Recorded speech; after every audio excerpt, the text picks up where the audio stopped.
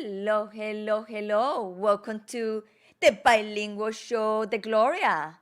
This is Gloria Goldberg, the founder of the podcast Unbreakable Life with Glory, where I talk about depression, anxiety, and PTSD in a natural way and a holistic way to always make you feel better. So, today is Friday, and everybody's like, hey, today is Friday. We don't need to deal with the boss. We don't need to deal with the people that work in the office. Yeah, I can't stand them. I hate them. I don't want to be in that job. But thank God it's Friday, and then Monday is gonna be again. Oh, I hate this job. I hate the people I work with. I can't stand this. But you have also the option to change the whole thing and make that every single day is happy like Friday. And how you do that? One, you can't have the courage to say, okay, I'm gonna be an entrepreneur. I'm gonna start being creator. I'm gonna start creating stuff. And while you're working, you're creating. And when you're ready to expand, then you resign to the job that you are so miserable, or change for another job and say, okay, I cannot quit this because people need the job to provide and to survive in this world that is a lot of metallic or money wise thing. And make a plan. Maybe start looking into yourself about what is your mission, how are you gifted to maybe to be able in an environment that you can work very full fulfillment, very happy. Because let me tell you, to work and to be surrounded by people that drag your energy and drag your everything about you is very very bad, because eventually you said, yeah, okay, I can take it, I need the money, I understand that, but at the end of the run, you're gonna be very sick, and then you're gonna start having stomach problems, pain problems everywhere in your body. You're gonna start going to doctors. You're gonna start suffering from depression, or you're gonna start being with more anxiety, or you're gonna get an ulcer, or you're gonna start suffering from the colon. So who knows? If there's infinite places with you are not happy, is storage in your body. So that's very important for you to understand how important you should be happy every day. And I know that you cannot be happy every day, but at least content with yourself and be thriving in life and say, you know what, this job is temporary, or this environment is temporary. I'm gonna suck it up and I'm gonna find a better place for me. But while you, hey George, how are you? So while you doing the transition, you working in the process to also to go out in an adventure of your life and the things that you probably didn't know how to do. And a lot of problems comes from fear, because fear for new things is like terrorific, and you said, oh my God, what is this? So I recommend you to revise your life every single day. And when you revise your life every single day, you have answers and you have miracles happen every day. Sometimes we're so clouded that we don't see them. So why I'm talking about that? Because the guest that I bring in today, he went into a huge transformation, to a huge journey. And like myself, he went to another country, Nepal, and to raise his spirituality. It doesn't mean he's in another level of anybody. It means he wants to raise his level of his own life. So he went to experience that in Nepal. He went to Germany to Nepal for 3 months, and he left everything behind. He went with a small bag and he went through the whole process.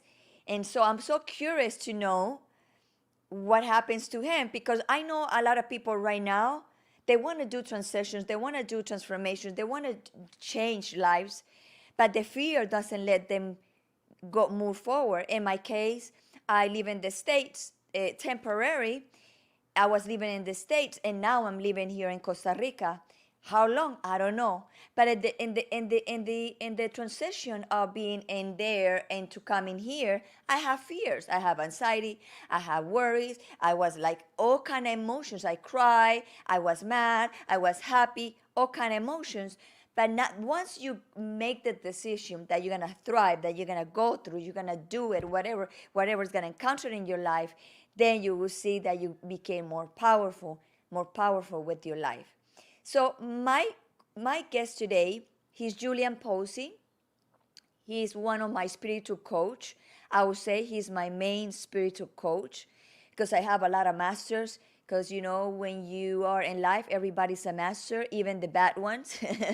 So, like I said before, if you know somebody that's a liar, that's the master of the liar.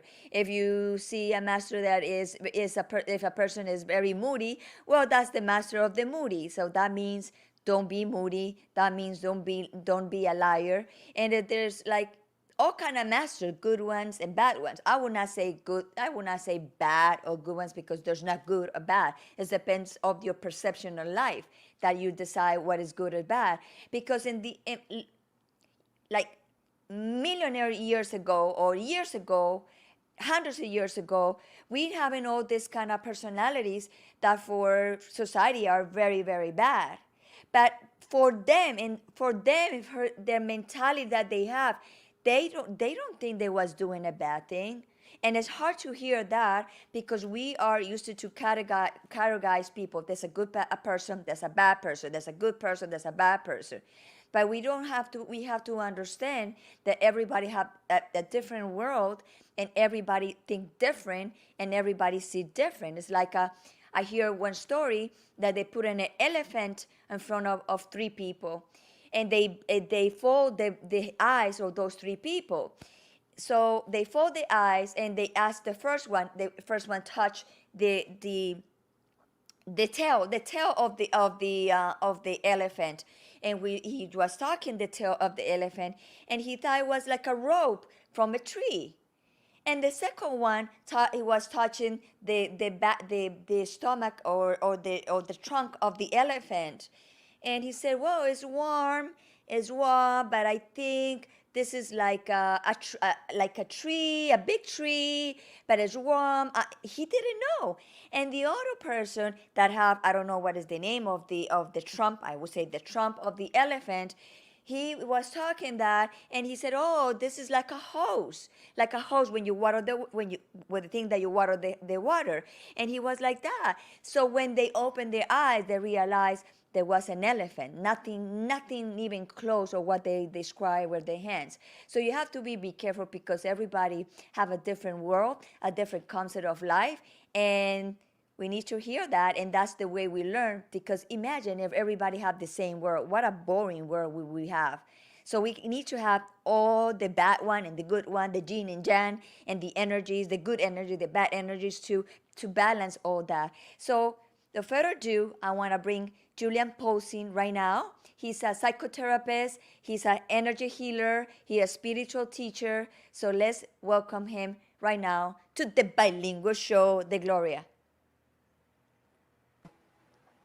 Hello.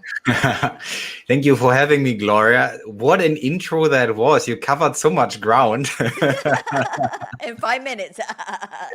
That's tremendous. Yeah.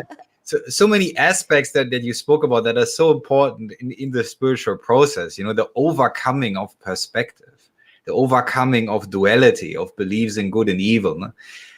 Let's make it straightforward. People who believe in good and evil cannot get into a high state of realization. That is impossible.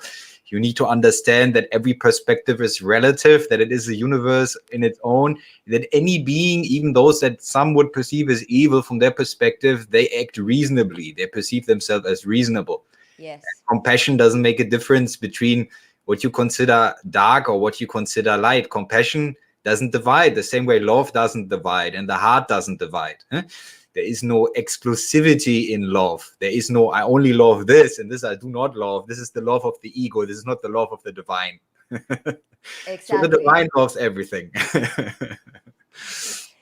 So, Julian, I want you to tell everybody a little bit about you. I know I put all your biography in the description, but also people would like to know a little bit about you so we can start going into your journey to Nepal I'm dying to know that big transformation and change you did in Nepal. So tell everybody Where's your location, number one, the time, and also who is Julian Polzin? Well, first of all, it's roughly around 5 p.m. in Germany. This is where I am because I just returned from Nepal. And here, yeah, I work as a psychotherapist officially. That's the label. But of course, all labels are limitations. This is not ultimately who I am. This is a role that I play. And I play this role combined with spiritual teachings and now also energy healings. And to speak about who I am is very, very difficult. It's the same way you cannot tell anybody who you are because it cannot be put in words. It's too complex. We're all multidimensional beings. And once you try to express something that is so complex through such a simple medium as language, then we get very, very quickly confused. We create identity that is ego, and suddenly we forget who we are. So to get over that forgetfulness, this is what it is about today. It's about remembering who you are.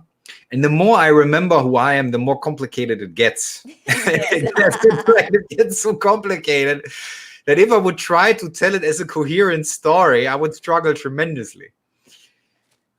Because going to Nepal, let's say I had a lot of deja vus. And deja vus, for some of you who have been listening to me or maybe to other teachers who have certain abilities, deja vu is often a sign of past life memory.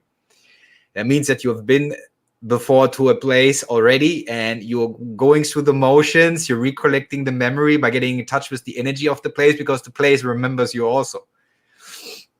So in that sense, I try to go there to fast track my own revelation process, because this is what this physical experience is. It is an illusionary time-space dream where you slowly reveal to yourself who you are. That's the adventure. And this is what everybody is going through, willingly or unwillingly. So, Julian, tell me why you decide to go just to Nepal, because you know you can transform in any place in the world, right? But why Nepal? That's a difficult one to answer, but I'll try. First of all, I got an invitation from a friend who's a yogi, who said, like, you can stay with my family, right? You don't have to take a hotel or whatever. And he offered me that. I was like, well, if he's making that easy for me, I can't say no. Right.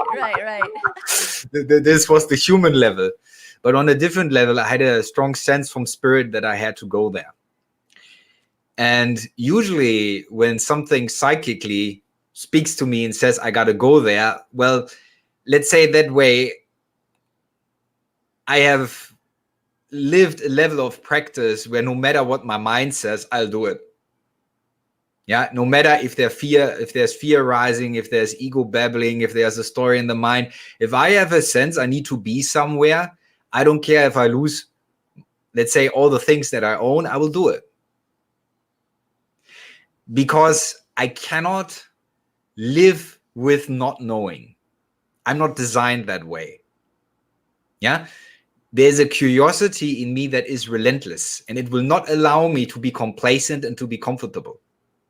So when that curiosity says you got to do this, I cannot be in denial. And there you go. That's my wife. Hey, Jude, I love you, my dear. I cut my hair like you.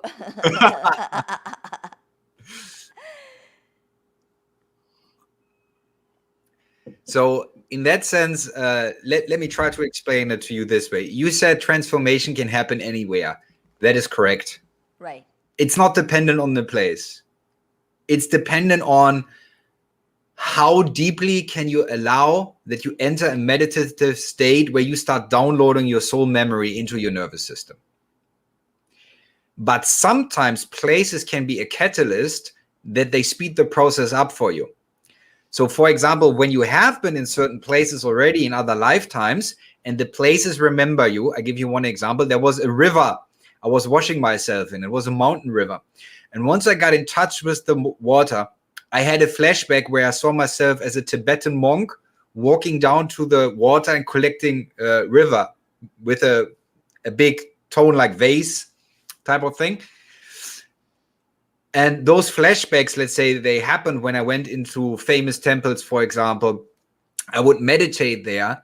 I I would actually not find many, let's say, local gurus or sadhus or yogis who would share something with me. This is what my ego in the beginning thought. I will meet people who will share something with me, but this is not what happened. What happened is I went to these holy places and I received downloads. I got into communication with the beings that were associated with that place.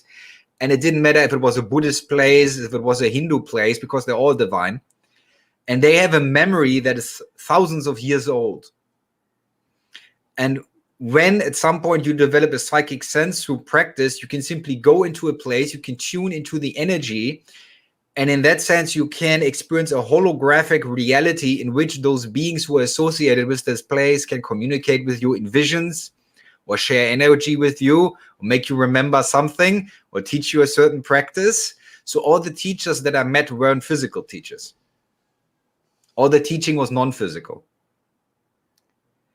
And that was very interesting because originally I went to Nepal because I still had some doubt about certain things. And the ego part in me was looking for some sort of confirmation or legitimacy. But what happened is, and that was initially very bizarre, once I was in Nepal, and at some point I got stuck because they also had a lockdown there. Actually, the Nepalis came to me for teaching. So I started teaching the local people meditation and yoga and how to become psychic and so on. And the young people, they speak perfect English. They're highly educated. They're very easy to talk to, very open-minded also. But they had one advantage that the Westerners did not have. They didn't grow up in a materialistic society. Right. So because of the Hindu background, of the Buddhist background, there was an openness to psychic experience. So when I started explaining things to them, they found it very easy to follow the instructions because they were less fearful. And this was a powerful realization because when I was teaching in the West, I sometimes experienced some frustration within me. And I began to realize why I was frustrated. But I transformed, let's say, this frustration, I turned it into self-doubt, and this was wrong. This wasn't helpful because it wasn't what I was teaching. It was the collective ego of the West that has trouble accepting what I was teaching. And when I was suddenly teaching in Nepal, the people had no trouble accepting it and had their own experiences rather quickly. So it was more a confirmation trip that made me remember of being patient and persisting and realize that the knowledge is within me, not outside of me, because no outside experience could produce what I was looking for. It all happened internally. It might have been triggered by the place energetically, but it was all, let's say, knowledge that already existed within me. The place was just a door opener, like a key to a secret door. Like once you had the frequency, you could open this particular dimension. So basically, I went there for what in the spiritual community, what is maybe understood as activation, upgrades, and downloads. So this is basically what a yogi goes through. The Oh yogi my that deeply God. practices goes through nervous system upgrades, DNA changes, energy changes, and also downloading of memory from higher places. Yes. Wow, that sounds like so freaking cool. Like, you know, like like for you to go in that experience. So, how was your transition? What was your first impression? Because a lot of people like to make transformation or move to another country that never imagined. So, what was your experience going from Germany to Nepal? What was the first impression that you got when you got there? Like, you feel that was your place? You feel uncomfortable? What was? Well, I was surprised how familiar that felt.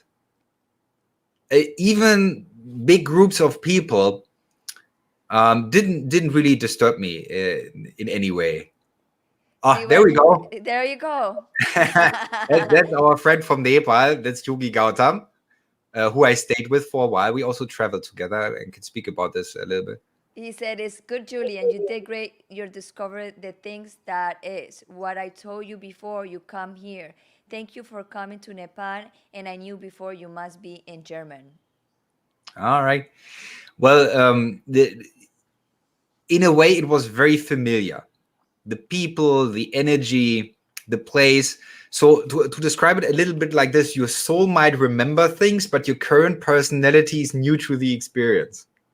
So this creates a sense of, how can I say, a multidimensionality to it. So your current ego, your current psyche is new to the experience, but your soul isn't.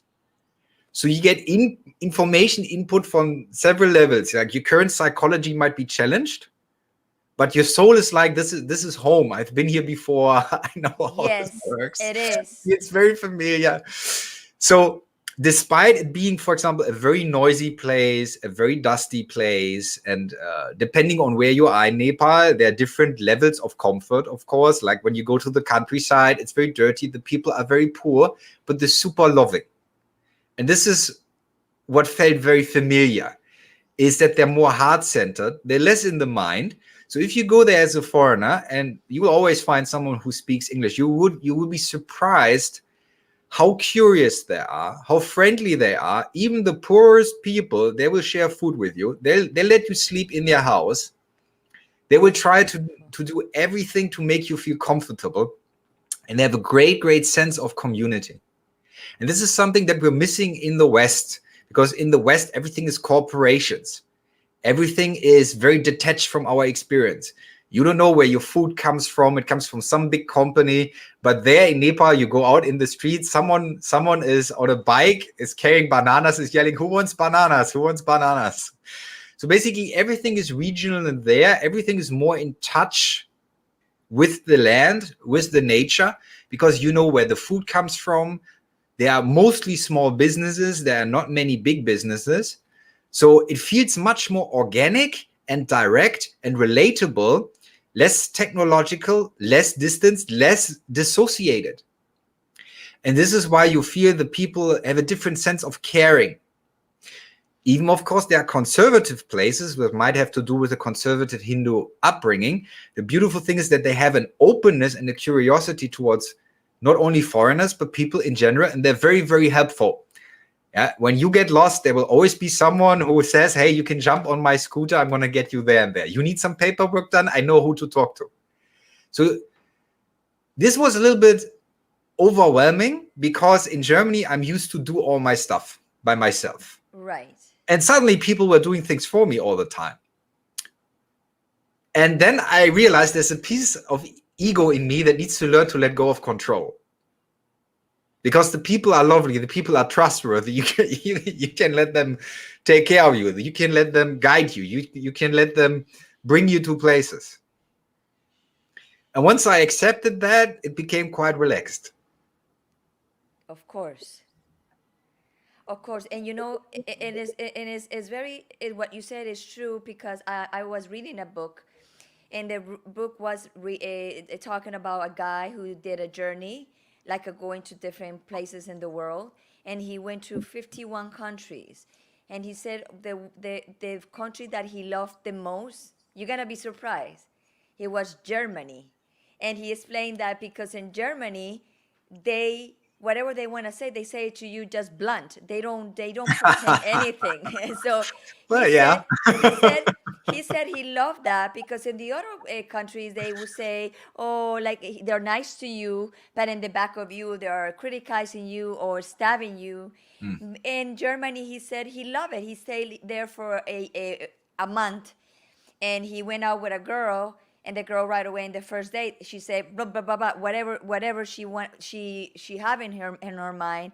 And the guy was like, like baby insulted, because he was coming from the West, like, oh, he hurt my feelings and stuff. And then he realized, you know what, that's the way to be. You have to be blunt. You have to say no, yes, whatever you have in your mind, and not and people don't feel that way. So I understand that you come from that we call country, like, everybody is in their own thing, and then you went to a very warm country that everybody's integrated. So you need that balance. You need it.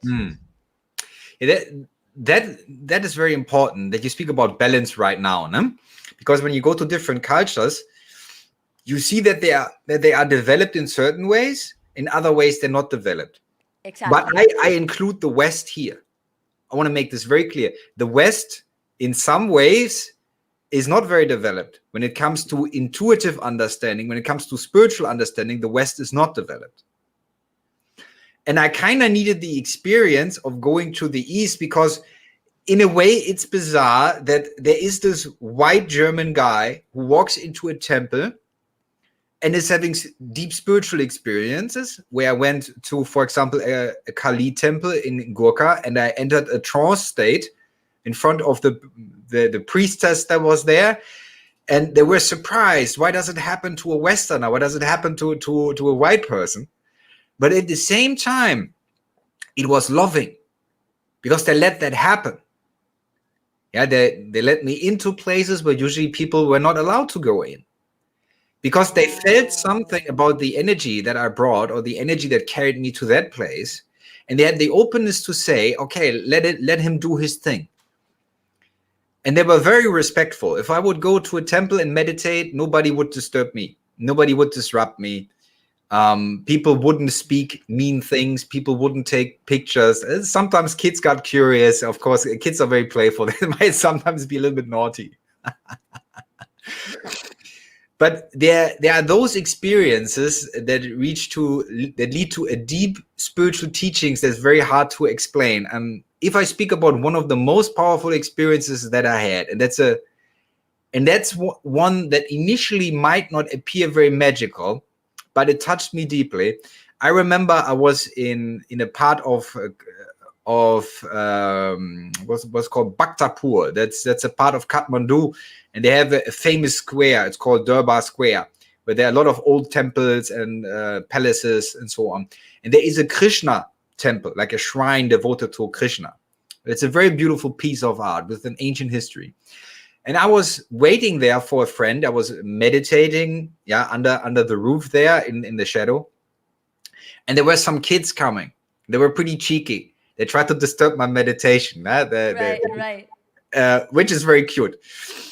And I noticed them, I felt them, and then they disappeared. And suddenly I felt someone to my left, and I thought it's the kids again.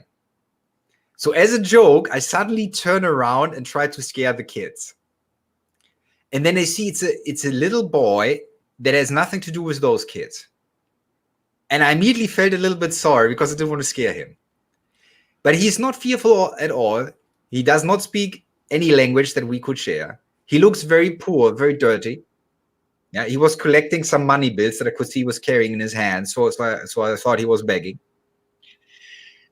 So he sits next to me and he has this little toy car that is half broken. Probably his only toy. And when you pull it, you can charge it up. It has like a feather that you can like tension up, and then it races, right? Right. And he doesn't see a white person.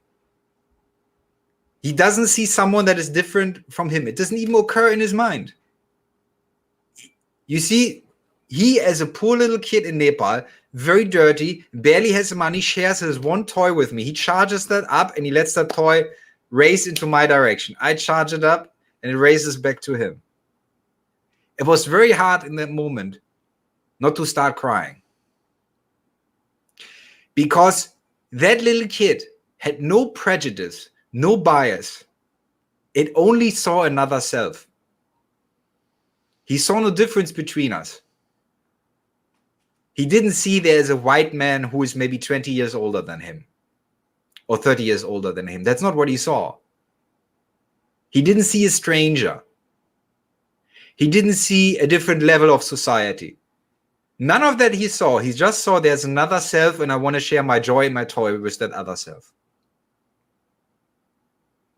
And these are the deep spiritual experiences that matter.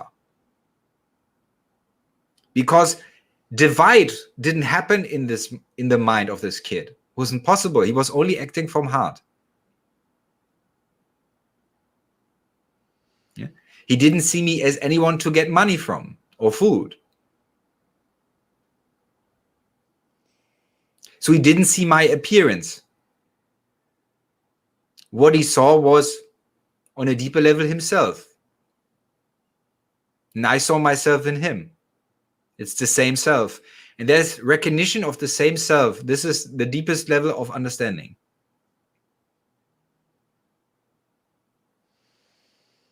That is powerful. This is Mm. very powerful because let's put it this way: the kid is not intoxicated. He just was who we are, who like the essence of who we are. Because he's not, like you said, he was not thinking in anything. He just was sharing the little car that he had with you, and Yes, and he probably he had didn't no see concept anything. of being poor either. Exactly. Because all his life is being like that, so he just enjoyed to have that little toy, or that probably that was his biggest toy, or the best thing that can ever happen to him. Right, and then he had no doubt about sharing it with a stranger. This is what really touched my heart in that moment. That the little that he had, he wasn't second guessing of sharing it. And these are the moments that are really powerful. And I think maybe that's the lesson here. I'm not saying I didn't have deep spiritual experiences in Nepal in terms of visions or transcendental experiences, because I had them. But to translate them into words is very, very difficult. But those little moments where you realize someone else is you, this transcends everything. And a little boy that just has this little toy, and not for a moment he's thinking of, I could take his toy away from him, or I could take advantage from him. He didn't think about taking advantage from me. It just didn't occur. So he wasn't corrupted by the world. And he was like reminding me of our original state. And this is what you also just said. Our original state is being kind, being compassionate, being joyful, without doubting if we should be loving to others. It would naturally occur if we wouldn't be fearful, if we wouldn't have been programmed into fear.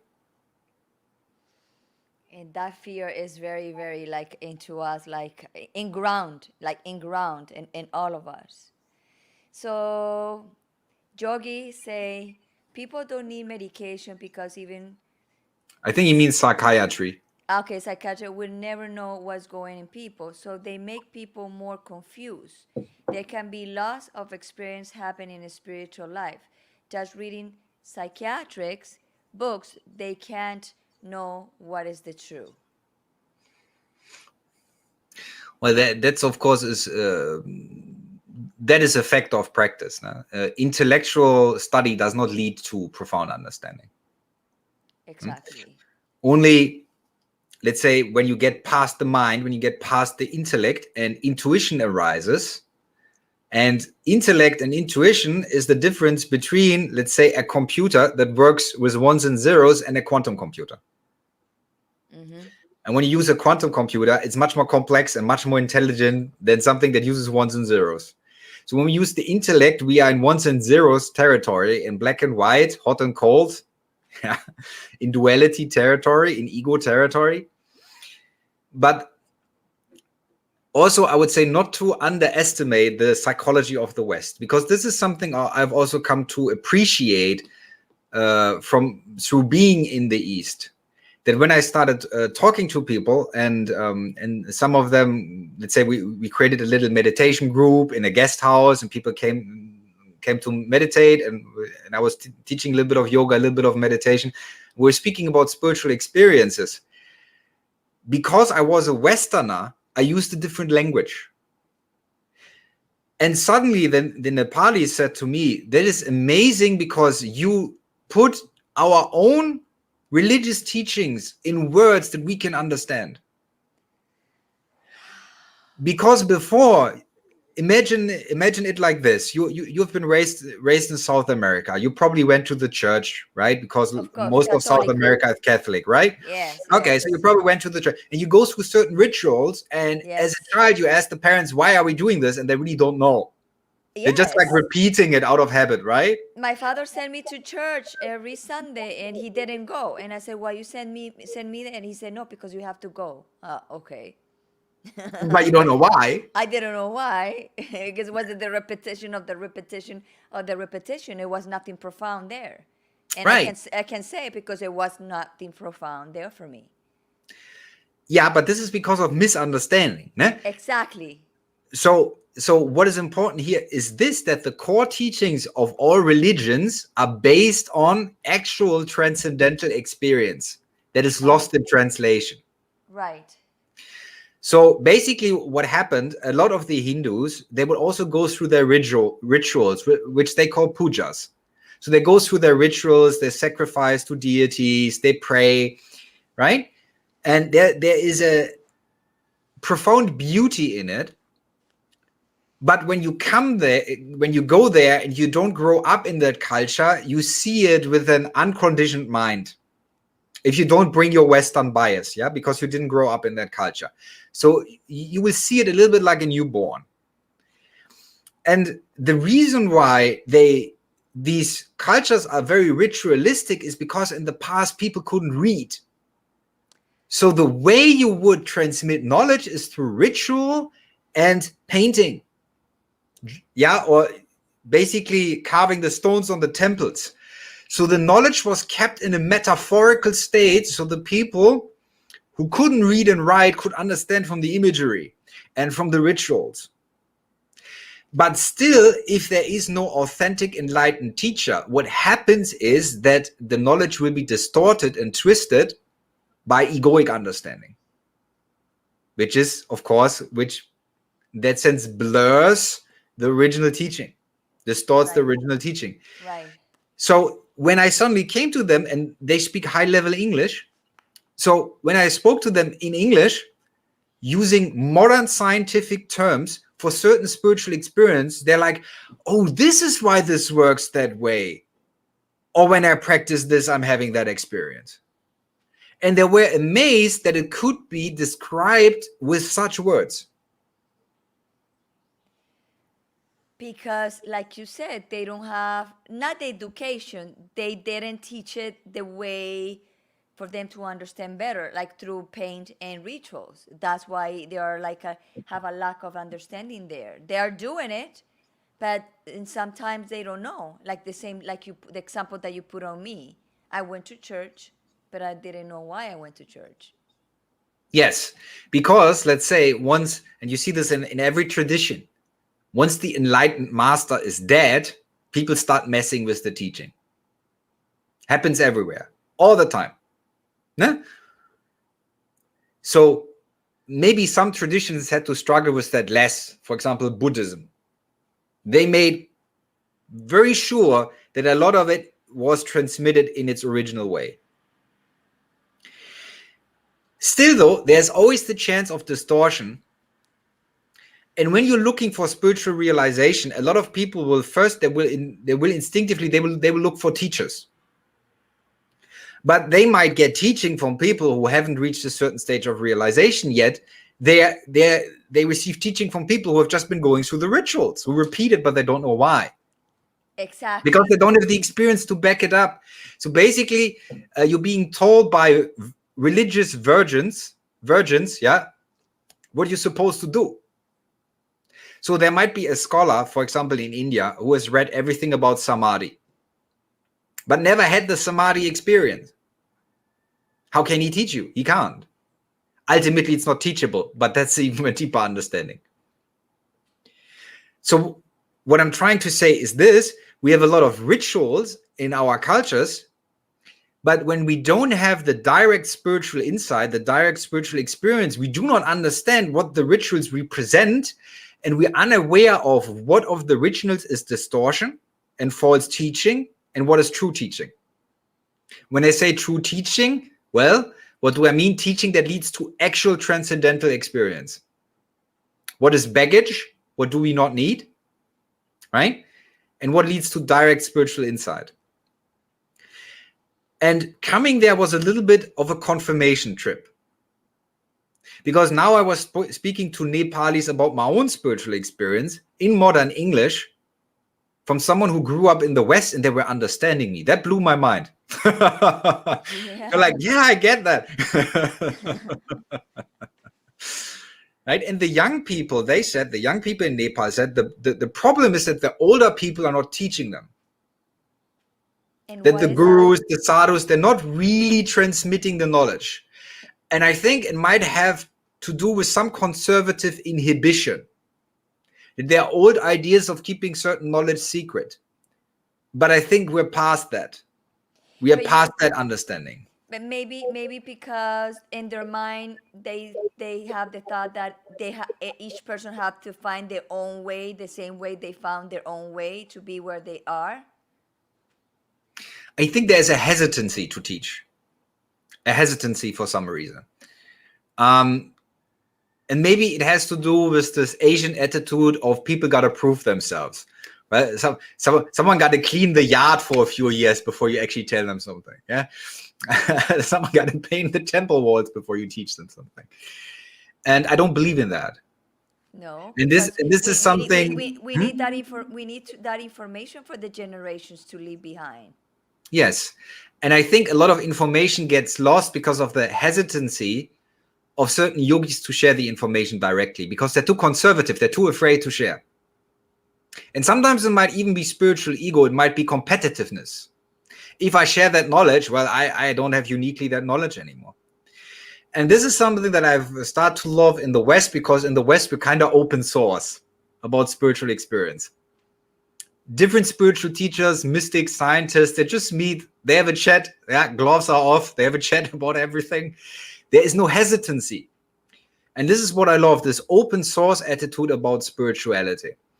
And often the traditional way, I understand why it's there, because there is a fear of, oh, the enlightened masters are gone.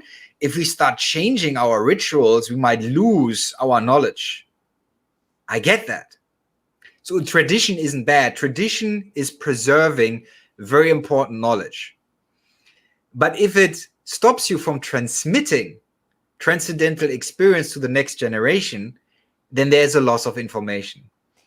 Okay, here he's reflecting what we are saying a little bit. I think we should learn everything ourselves rather than guru.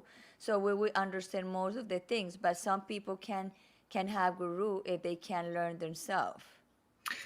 Well, when do you need a guru? That's a very important question, right? Yes. So in spiritual teaching, I just share my perspective about it, right? I will only teach people as long as they don't have contact with their own guidance system, with their own soul guidance system.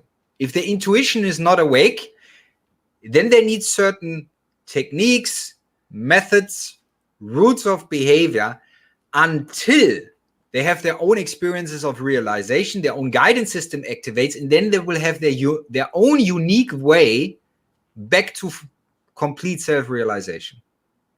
And from that moment on, they don't need a guru. Yeah.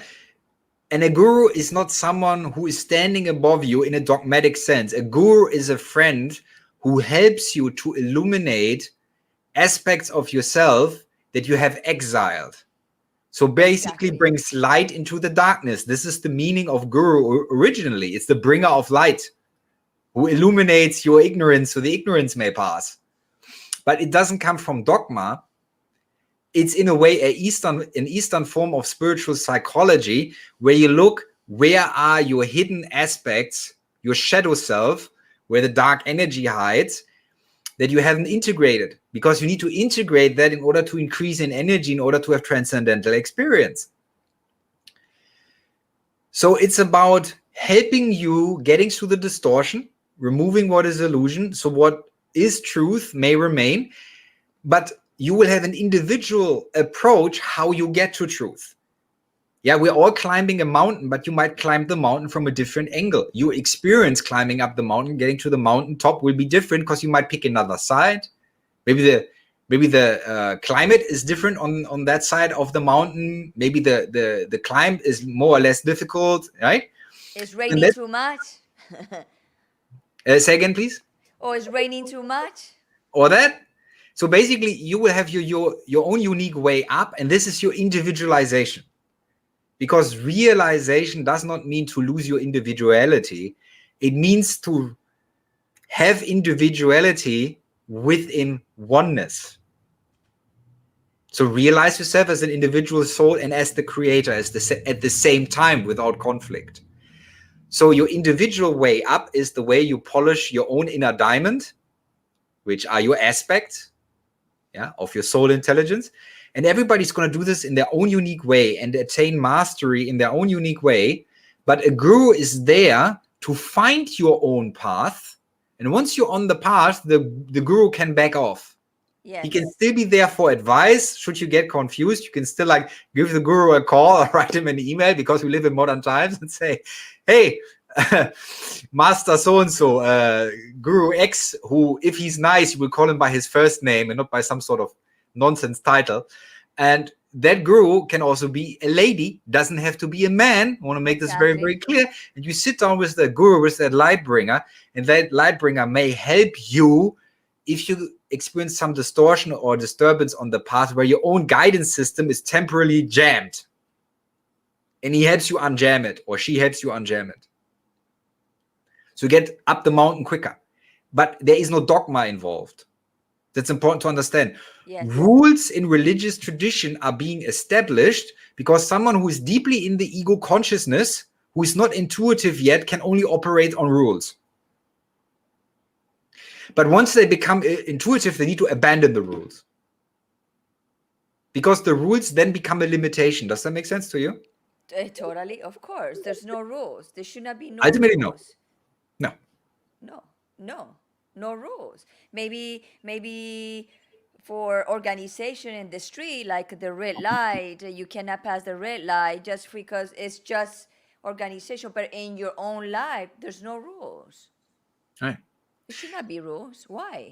We are free. We are free souls. Yes, and if you are intuitive, you're naturally kind. You're naturally empathetic. Right? You're only not that if you are in your ego consciousness. Okay, he said, it's not they don't have their own guidance system. They all have it. Just they don't look inside them. They look outside more, so they don't find their guidance inside of them. Yes, that's why. Well, of course. Yes, of course. And that has to do with doubt, right? That has to do with self-doubt, because those of us who have grown up in the West, those of us who have experienced being educated here, when we were intuitive as children, we were made to doubt ourselves. Because this academic intellectual system that basically neglected all creativity. When you were in school, you were not allowed to be creative. You had to basically rinse and repeat. You had to get the information, and you weren't allowed to be creative. So every time you were creative, you were discouraged. And because of that discouragement that is systematic, we started doubting our own intuition. And this is why people look for answers outside of themselves. But an authentic guru will always say, look within, look within, look within. Yeah. So you're trying to play the ball to the guru, and the guru is going to play the ball back. And also very important, the guru cannot also think that he all the time he is right. Because the guru also can be wrong. Because sometimes you need to learn from your student back in a way too. Because people think that gurus are like the holy thing, like they know everything. But yes, they know a lot, but they don't know everything. And sometimes you can be teaching a guru a lot of stuff. What if I tell you that even an enlightened being is still learning? Right. Yes, of course. Right? Because as long as you exist, and you will exist forever, so get that anxiety out of your system, you will exist forever. Right. There will be creation. Because this is what we do, this is who we are, we create. So when we are creating, creation will mirror ourselves back. So the physical experience, or any dimension of experience that has some sort of reality, some sort of limitation, because without limitation, you can't experience anything. So there needs to be some sort of limitation, some sort of law of physics. Doesn't matter what dimension we speak of. So all those dimensions that are different types of physics, they're only experienceable because there's a certain set of laws and rules. And this is what we call nature or physics. There's no difference. Right. So in order to have an experience, you need a limitation. Yeah. If you want to play a football game with someone, you need to agree to some rules. Otherwise, everybody's going to run off and you don't have a game. So there are certain laws of physics that ensure that there is a game, but the game is creative and the game is always changing. And because the game is always changing, even an internal being is continuously experiencing new stimulus and will expand through that stimulus, through that interactivity, right? But something I will add, and this is sometimes very difficult for the Western ego to accept. An authentic guru will have knowledge far beyond what they can perceive. So an authentic guru will be psychic. And he will know things about you that you don't want to know. And he will talk to higher levels of existence. And those higher levels of existence might share information with the guru that is for the student. So it's very important, understand that if the guru is authentic, he will trigger you or she will trigger you a lot. Because they might know something that your current ego structure might be in denial of. So if you meet an authentic guru, this is actually where people get terrified. Because if it is a fake guru, they can still play the ego game and be comfortable because that fake guru also has an ego, so they can play the ego game.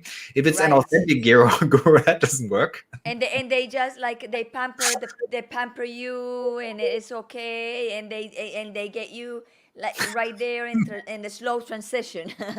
Right, and a real guru might be stop being a coward, sit on your butt, suck it up, work it out. You're stupid, you're an idiot. Well, I wouldn't go that far. I wouldn't go into the realm of insult. But what I'm trying to say is this, that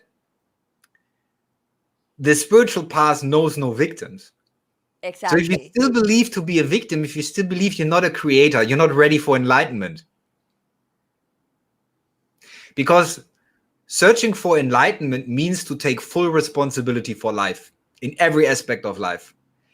And people who want gurus in the sense of fame, for example, some Nepalis, they walked up to me and they said, Julian, do you know Guru so-and-so? Do you know that guru?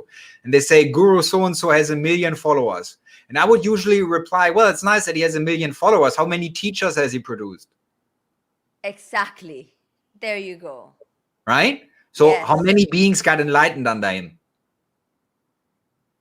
Well, if not, then he's feeding a desire, but he's not bringing truth. Exactly. Right? And this is how you spot a false guru. Does he have followers or does he produce mystics? Exactly. It's not about how many follow you. It's like how many students you produce, how many masters you produce. Well, that's the thing, right? Because someone who wants to follow doesn't want realization. Yeah, that's important to understand. Eh? Okay, let's see this and we continue. This is our guru. Look at the sun in its shine in morning and set in night. Look street weather. They have their own rule when to have summer and when to have winter. Look at even if in our bodies and mind they work through the certain rule. Well, there are certain levels of physics, but those can be overcome. And this is one of those moments where it's very important that some believe in limitations and I do not. And I will make this very clear right now that there are ways of overcoming certain levels of physics, that I have experienced it myself and that I'm going through it also. So as long as you believe in certain laws, we limit ourselves to those laws, draw identity from those laws, and might be afraid to leave the comfort of those laws, to leave the limitation of those laws. In order to become limitless, we need to face our own darkness. Yes. And if we don't want to face our own darkness, we will create excuses. We might say, oh, I believe in suffering, and I believe suffering will bring me to realization. Or I might not want to hear certain truths that dark energy exists and that dark energy is something that is very real when we have ego, that it enters our consciousness and creates distortion by negative forces. Totally. So if we don't claim responsibility for that, then we will speak of limitation and ask others to be limited and to believe in limitation. This is not who I am. And I can watch the law of nature and I can talk to the law of nature. I can talk to a tree if I want to, telepathically. And they will teach me about their experience. But I'm saying this very clearly. Physics are temporary. You are not temporary. I am not temporary. And certain laws of physics will be overcome in the decades to come. So if we believe in limitation, we also in some way believe in fear. Yes. So we need to make a choice then. Do we want to believe in rules of practice, in limitations of practice, in certain laws that cannot be bent and overcome because we are afraid to face a certain darkness and we want to say there is no darkness in us? And we follow the rules and therefore we're good? I don't know a single enlightened master who has followed the rules. They followed their heart, that's for sure. But they have not followed the rules. In fact, they were rebels. And they've always questioned the rules. Even the laws of nature they have questioned. Ask themselves, is this reality? Is this all that it can be? Or is there more?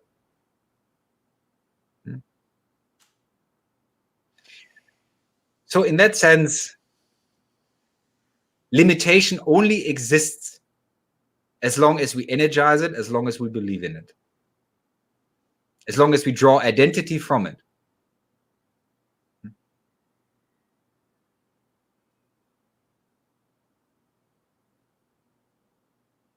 I'm not gonna post what the last sentence that you can see, right?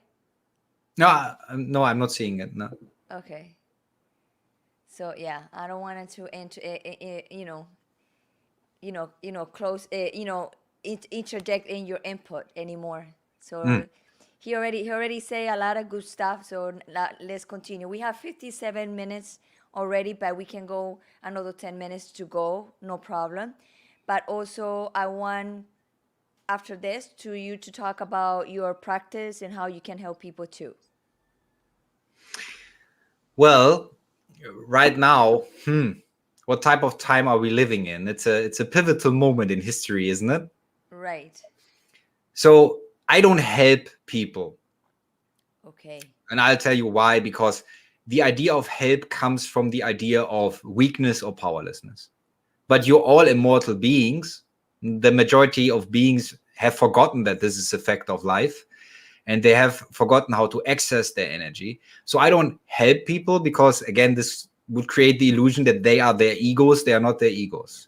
But I can assist in being a catalyst for anyone who wants to awaken to their own soul's guidance system, to their higher energy, to their deep intuitive knowledge.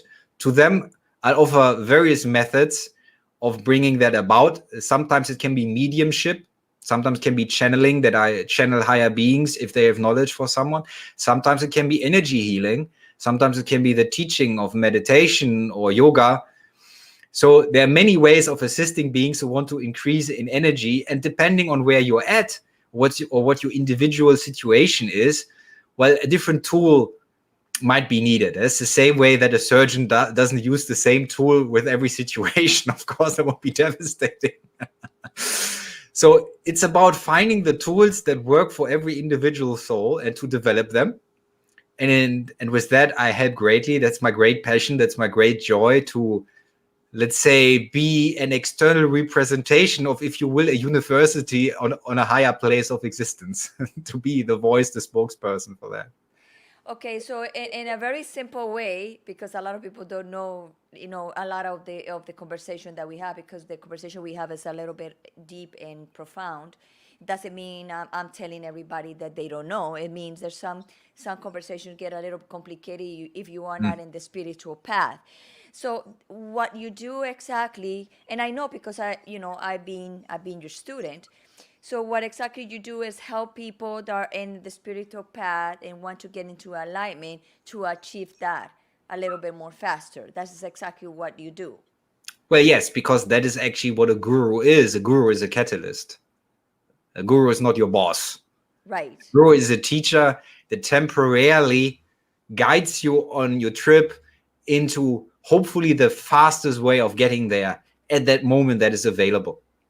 And depending on who you are, you need practice in different aspects. So I teach everybody differently, depending on their their individuality, their talents. Yeah, some people might be more visual. Some people might be more talented in language. Some people might be talented in music, and they will find different ways to mastery or gateways to their own soul. And this is basically what I do. I help you find the gateways to your own soul to facilitate it, so more and more of yourself can be born into this reality and therefore transform this reality. So basically, methods of realization. And this can mean yoga, this can mean meditation. At some point, this will be energy work. This can mean psychology. Yeah, this can simply mean psychotherapy and reflecting and getting rid of dysfunctional beliefs. Yeah? So all of this together as a fusion of a spiritual system that is not rigid, that is not dogmatic, because it's always evolving. Right. And those who feel comfortable with that, and let's say when you say sometimes it gets a little bit complicated, um, it's very important to understand when you do something practical on the spiritual path. That means when you start meditating, you will very quickly come to an understanding. It's just right now, if people try to use the intellect when we talk, they might get frustrated because they cannot access that information with the intellect. They need to be meditators to understand what we sometimes speak about. And that is fine, because it can create an intrigue. It can create a mystery, a Right. curiosity that can be very helpful on the past if they don't see this negatively, but see this as an invitation. Not understanding can be a wonderful invitation, because then you might want to understand. You might want to get curious. But then I tell you, practice gets you there. Meditation practice especially gets you there. Yes, and I know that. I just read a book. The name is about a doctor that he did psychotherapy to help people to cure and to heal the back pain. And the name of the book is Healing Back Pain by John E. Sarno. I don't know if you I read heard that about book. that before. Someone sent it to me. Let I me didn't tell get you, to reading it. I read it and I'm gonna read it for the second time because I was so fascinated at how psychotherapy can can heal people Mm. after going to doctor's surgery, and they look for every other conventional ways, and then when they start psychotherapy and start going into the roots of why that person have all this pain in the back, there's a lot of things releases happen, and he have a lot of cases. He already passed away. He did have a lot of cases where the problem was, there was a case there of a woman that she was a wife, she was at home, she had kids, she was fairly happy, but she had a pain in his left side all the time.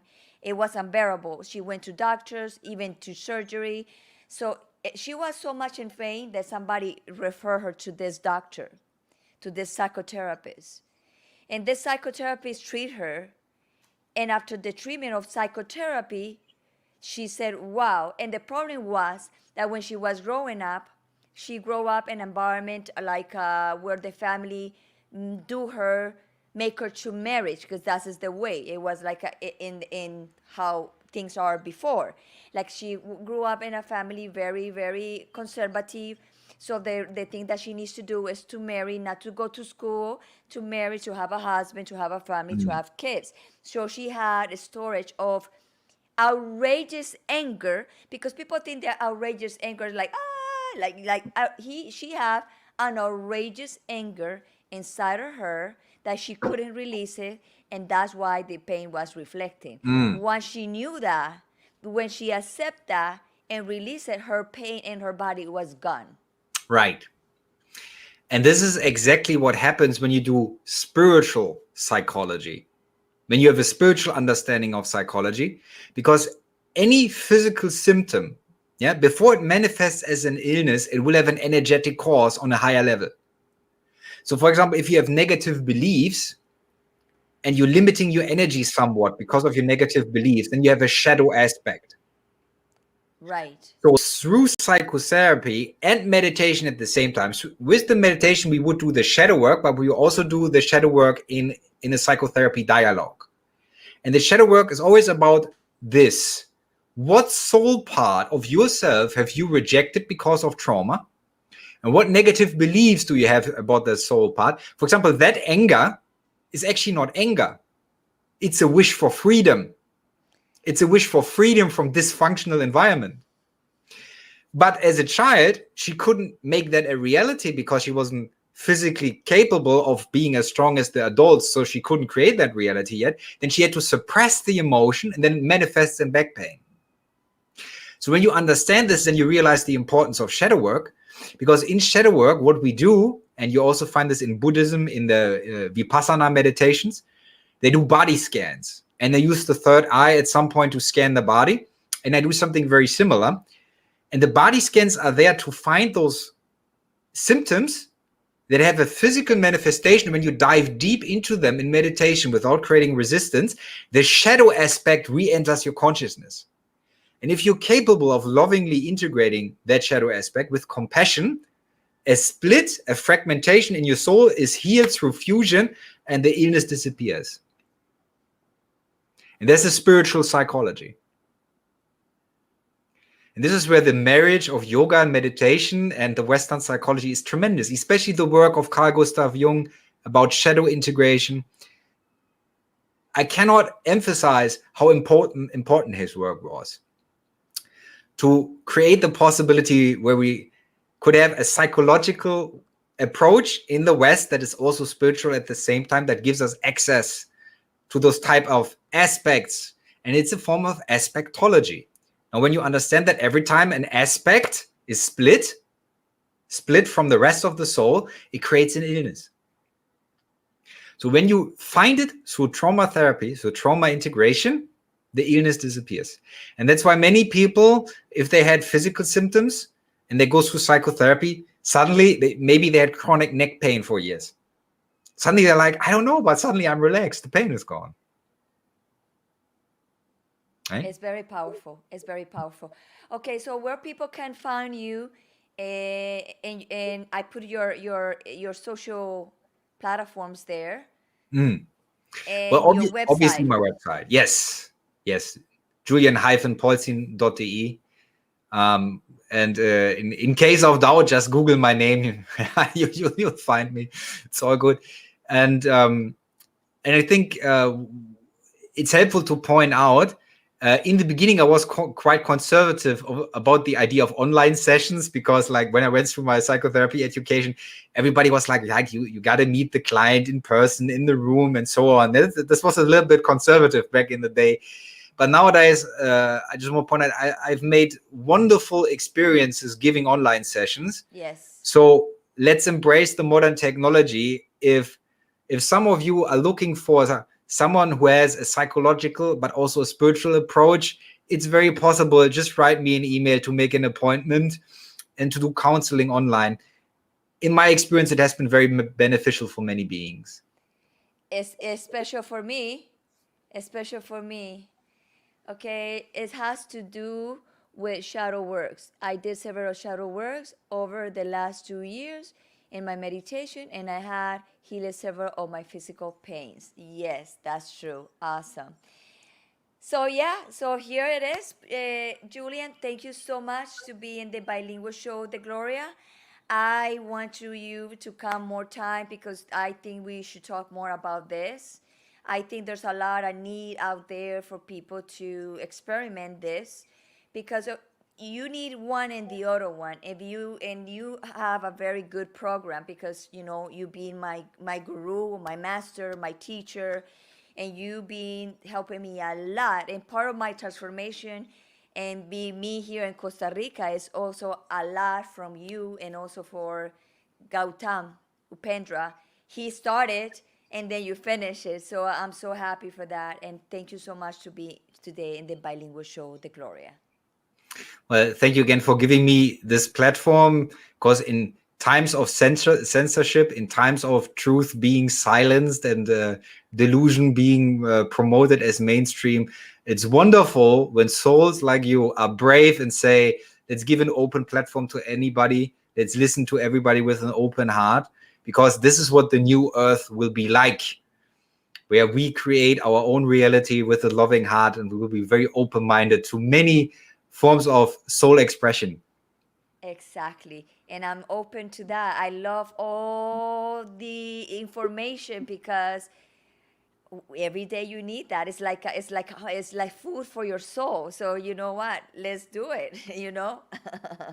Right? If you heard misinformation your whole life, and suddenly when people hear truth, it's kind of like you've walked through a desert. You're looking for water, and suddenly there's this excitement about, oh, finally something that resonates, something that awakens something in me that is meaningful, that is real, that brings me joy. So he probably he wanted to say, and you want to say, Julian, you have a good spiritual ability too. Yes, he is. Julian have a very spiritual ability, big time. Kia Baker and me, he's our master, and we love him so, so much.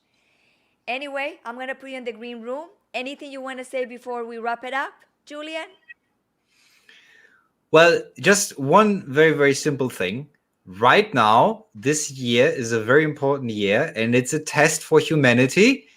Are you going to choose to be a victim, which is the ego, or are you going to choose to be a creator? So my big hint for everybody listening, do not focus on the reality that you want to avoid. Focus on the reality that you want to create, and this is what you will attract into your life. Totally, 100% with you. Okay, Julian, thank you so much again. I'm going to put you in the green room. I'm going to wrap the show, and then I see you in a little bit. All right. Thank you. Thank you. Well, another one. And why I did two shows today? Because next Friday I'm probably gonna be traveling. I'm not sure, but I said, you know what? I want to make sure my mission is completely because I promised that I'm gonna do Wednesday and Friday. But if I cannot do one of those days, I have to do it at least two in the week. So that's why I conduct my show the way it comes, because life is like that. Sometimes we can, sometimes we can't, sometimes we are happy, sometimes we are not happy, and that's the way I conduct the bilingual show, The Gloria. And I forgot to mention before that the bilingual show, The Gloria, have one version in Spanish and one in English. Means I bring episodes in Spanish and episodes in English with different people because not everybody speak the two languages. But I know there's a lot of people that see me, they speak the two languages and they understand the two languages, and I see that they need a bilingual show. So that's why it's the bilingual show, The Gloria. So if you want to learn English, you see the bilingual show, The Gloria. If you want to learn Spanish, you see tú ves el bilingual show, The Gloria. And that way you create an ecosystem in the two languages, because I speak a Spanish very beautiful, because I'm so proud where I learned my Spanish from Colombia, Medellin. It's a beautiful, beautiful Spanish. So you will understand more about the Spanish language. In English, I'm proud too because it's not my first language. I never went to school to study English. So if I never went to school and study English and I read, I understand, I talk English, if I can do it, you can do it. And the way I did it was talking, and at the beginning it was like too rough my language, but I didn't care because I always don't care what people think, because not that I don't care what people think. Yes, I care what people think about me, but I don't care what people want to say if I approaching success or approaching something that I want to learn. So my English was very, very broken 24 years ago, and my accent was so heavy, and I didn't care because I knew I was going to get better, like everything in life. So I watch TV in English, I read in English, I listen in English, and even I have a husband that speaks English. So you know what? Like the whole complete package. So that's what I say. You never can stop wanting to learn more languages, because if you learn more languages, your world expand more. And I wish I can learn the third language, and if I have the time to learn it, I will. But right now, it's not in my. It looks like it's not in my path. But if it comes in my path and I need to learn something else, I always gonna do it with my open uh, mind and my open heart to do, the learning. So here again, I just want to say thank you so much. We went a little bit 15 minutes more, but you know what? Again, I conduct my show the way I like it. And when you are creator, that's the way you do it, because you don't have no bosses here telling me it's time to cut. No, because this is exactly what I want to be, and this is exactly the way I'm going to be in the future. I'm always going to conduct my life, my time, and everything around me. So anyway, I wish you a beautiful Friday. Remember that happiness is a choice. If you want to be happy, you can be happy. If you want to be miserable, you also can be miserable. But so always you have a choice to feel better or to feel bad. So I want you to feel better, because that is exactly what the bilingual show, the Gloria, wants to do, to always make you feel better. So thank you so much. This is your Gloria Goldberg, the founder of the podcast Unbreakable Life with Glory, where I talk about depression, anxiety, and PTSD, a natural way and a holistic way to always make you feel better. And also the beautiful host and the beautiful, founder of the show, the bilingual show, the Gloria, that comes every Wednesday and Thursday, every Wednesday and Fridays. So see you next Wednesday. I love you all. Remember, happiness is a choice, and you decide what you want to do. Thank you so much. I love you all. And thank you, Upendra. Thank you, Chewy. Thank you, George, to be in my show. Thank you for all your input. And we keep growing, and we keep growing, and we keep open minds and hearts to have this world a little bit better for the future. Bye-bye.